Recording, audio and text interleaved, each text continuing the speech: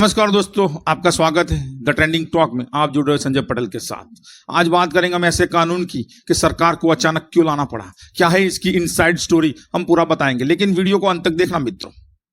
एक ऐसा कानून जो भारत की 8 लाख एकड़ जमीन को छूता है, एक ऐसा शब्द जिसे सुनते ही कई चेहरे गंभीर हो जाते हैं, वक्फ। लेकिन क्या आप जानते हैं इस नाम के पीछे चल रहे जमीन, जात और जिम्मेदारी की सबसे बड़ी लड़ाई।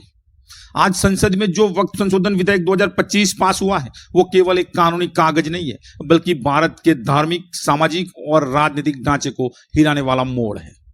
क्या सरकार मुसलमानों की जमीन छीन रही है या फिर भ्रष्टाचार पर लगाम लगाने का साहसिक कदम उठा रही है? क्या ये अल्पसंख्यकों की रक्षा है या धार्मिक हस्तक्षेप? आप सोचते होंगे कि वक्फ का मतलब सिर्फ मस्जिद और कब्रिस्तान की जमीन होती है, लेकिन यह कहानी उस जमीन से कई ज्यादा बड़ी है। यह कहानी है सत्ता, संपत्ति और समाज के बीच चल रही सबसे जटिल लड़ाई की। राज्यसभा में जो वक्फ बिल 2025 पास हुआ है वो आने वाले वर्षों में भारत की राजनीति और सामाजिक संतुलन दोनों को बदल सकता है। वक्फ एक इस्लामिक व्यवस्था है जिसमें कोई मुस्लिम व्यक्ति अपनी संपत्ति अल्लाह के नाम पर दान कर देता है, जिसका उपयोग धार्मिक या समाज सेवी कार्यों में होता है। भारत में यह सिस्टम ब्रिटिश काल से चला आ रहा है, कोई नई सिस्टम नहीं है। 1954 में सेंट्रल वक्फ काउंसिल बना, 1995 में वक्फ एक्ट आया। आज देश भर में 6 लाख से ज्यादा वक्फ प्रॉपर्टीज है जो करीब 8 लाख एकड़ जमीन पर फैली है। अनुमान है कि इनकी कुल वैल्यू लाखों करोड़ों में है और देश में टॉप 3 में वक्फ प्रॉपर्टीज आती है। जितनी बड़ी संपत्ति उतना बड़ा विवाद, ये बात आप जानते होंगे। जितनी बड़ी संपत्ति उतना बड़ा विवाद, ये कोई नई बात नहीं है। समय के साथ इन संपत्तियों पर विवाद, कब्जा, अवैध लीज, किराया न वसूलना जैसी बातें समाज में गूंजने लगी। राजनीतिक दखल और धार्मिक ट्रस्ट की जगह पावरफुल हाउस बन जाना जैसे आरोप लगने लगे। कई आरटीआई और जॉब रिपोर्ट में सामने आया कि वक्फ बोर्ड के अंदर भ्रष्टाचार, भाई भतीजावाद और अपारदर्शिता चरम पर है। कई राज्यों में वक्फ जमीन को सरकारी जमीन या प्राइवेट प्रॉपर्टी बताकर कब्जा किया गया या बेच दिया गया।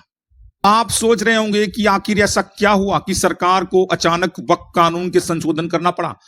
तो सुनिए, एक कहानी शुरू होती है तमिलनाडु के वेल्लोर जिले से। सितंबर 2022 में अचानक एक सरकारी दस्तावेज सामने आता है जिसमें तमिलनाडु वक्फ बोर्ड 1500 एकड़ जमीन को वक्फ संपत्ति घोषित कर देता है। इस जमीन में कौन कौन शामिल था? सरकारी स्कूल थी, निजी घर थे, खेत, छोटे मंदिर थे और यहां तक कि सरकारी ऑफिस भी थी। ना कोई नोटिस, ना कोई सुनवाई, बस एक चिट्ठी और उस पर दावा, ये जमीन अब हमारी है, वक्फ की है, खाली करो। स्थानीय लोगों ने विरोध किया, भरपूर विरोध किया, कोर्ट पहुंचे और वहां खुली एक बड़ी परत। आरटीआई में भी बोर्ड ने जानकारी देने से मना कर दिया, साफ मना कर दिया। कोई रजिस्ट्री नहीं, कोई पुख्ता रिकॉर्ड नहीं, लेकिन दावा पूरे कस्बे पर था जिसमें मंदिर, स्कूल और सरकारी ऑफिस भी थी। सोचिए जरा, वही तो चिंगारी थी जिसने दिल्ली तक आग पहुंचाई। सरकार ने देखा कि अगर आज न रोका गया तो आने वाले वक्त में लाखों भारतीयों की जमीनें बिना कानूनी लड़ाई के सिर्फ एक बोर्ड की मुहर से छीन सकती है। वो भारतीयों में हिंदू भी हो सकता है, मुसलमान भी हो सकता है, क्रिश्चियन भी हो सकता है और सरकार भी हो सकती है। और यही से जन्म हुआ वक्फ संशोधन विधेयक बिल 2025 का। इसके जरिए सरकार ने कहा कि ये वक्फ प्रॉपर्टीज को डिजिटल रजिस्टर में लाया जाएगा, हर लेन देन और किराएदार की पब्लिक पोर्टल पर दिखाना होगा। वक्फ ट्रिब्यूनल में गैर मुस्लिम न्यायाधीशों को भी नियुक्ति की जाएगी और कोई भी वक्फ संपत्ति जब सरकारी योजना से बाहर नहीं रहेगी, और कोई भी वक्फ संपत्ति अब सरकारी योजना से बाहर नहीं रहेगी, यानी जो भी सरकारी योजनाएं होगी वो वक्फ प्रॉपर्टीज पर लागू होगी। वो चाहे लाभ की होगी या चाहे नियम या कानून कायदे की भी हो सकती है। कोई भी कानूनी दायरे से वक्फ संपत्ति बाहर नहीं रहेगी। इस सरकार का सबसे बड़ा आयोजन था। अब बात करते हैं मुस्लिम संगठनों की प्रतिक्रिया क्या होगी। इतना बड़ा कदम है, स्वाभाविक है। जैसे बिल सामने आया, मुस्लिम personal law board, Jamiat Ulema और कई वक्फ बोर्डों ने इसे धार्मिक हस्तक्षेप कहा। उनका आरोप था कि मुस्लिम समाज की संपत्ति हड़पने की कोशिश है। सरकार गैर मुस्लिम अफसरों के जरिए धार्मिक प्रॉपर्टी को नियंत्रण करना चाहती है। यह संविधान के धार्मिक स्वतंत्रता अनुच्छेद 25 और 28 का उल्लंघन है। दिल्ली, हैदराबाद और बंगाल में प्रदर्शन हुए। कुछ जगह मुस्लिम नेताओं ने इसे सांप्रदायिक बिल भी कहा। अब बात करते हैं सरकार की रणनीति। सरकार ने बिल को अल्पसंख्यकों के हित में बताया।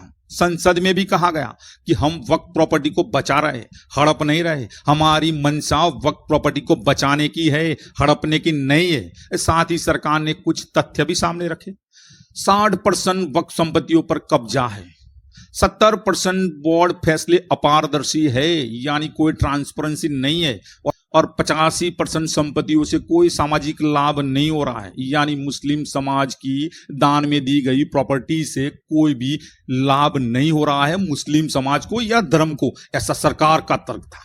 सरकार ने एक और चाल चली ताकि सीए टाइम पे जो शाहीन बाग वाला मसला हुआ था वो न हो। राज्यों के सीएम और मुस्लिम प्रतिनिधियों से व्यक्तिगत चर्चा कर विपक्ष की धार कम करने की कोशिश की और विरोध की धार भी कम करने की कोशिश की सरकार ने। ये बहुत ही स्मार्ट तरीका था सरकार का। लोकसभा में बिल बिना बड़ी बाधा से पास हो गया क्योंकि बीजेपी के पास बहुमत था, लेकिन राज्यसभा में टक्कर थी। विपक्ष ने कहा बिल वापस लो और असदुद्दीन ओवैसी ने कहा यह हमारी संपत्ति छीनने की तैयारी है। लेकिन बीजेपी ने कुछ क्षेत्रीय पार्टियों को साथ लेकर माहौल बना लिया था। टीएमसी और डीएमके जैसे दलों ने वॉकआउट कर लिया, जिससे सरकार को पास कराने में आसानी हुई। अब बिल पास हो चुका है, लेकिन इससे कोर्ट केसों की बाढ़ आ सकती है। कोर्ट में उसको चैलेंज किया जा सकता है। सुप्रीम कोर्ट तक चुनौती जाने की संभावना है और ये होगा, देखना। कई लोग मानते हैं कि यह बिल वक्फ संपत्तियों को पारदर्शी और जवाबदेह बनाएगा, लेकिन कई मुस्लिम संगठनों को यह डर है कि इससे धार्मिक हस्तक्षेप का रास्ता खुल जाएगा। कुछ पॉलिटिकल पंडित कहते हैं यह सिर्फ कानून नहीं है, एक नया राजनीतिक टूल है जो आने वाले समय में चुनावों में असर डालेगा, यानी हर चुनाव में इसको यूज किया जाएगा। अब सवाल आपके सामने है, क्या वक्फ बिल 2025 धार्मिक संपत्ति का राष्ट्रीयकरण है या यह भ्रष्टाचार पर लगाम लगाने का कानून है? क्या ये मुस्लिम समुदाय के हक की सुरक्षा है या उन्हें कमजोर करने की एक और चाल? कमेंट में दीजिए अपनी राय और वीडियो को शेयर जरूर कीजिए ताकि लोग सच्चाई को समझ सके। और आपकी ये चैनल पे पहली बार आए हो तो चैनल को सब्सक्राइब कीजिए और बेल आइकन प्रेस कीजिए ताकि मेरा वीडियो आपको सबसे पहले मिले। मिलते हैं अगले वीडियो में, तब तक के लिए जय हिंद।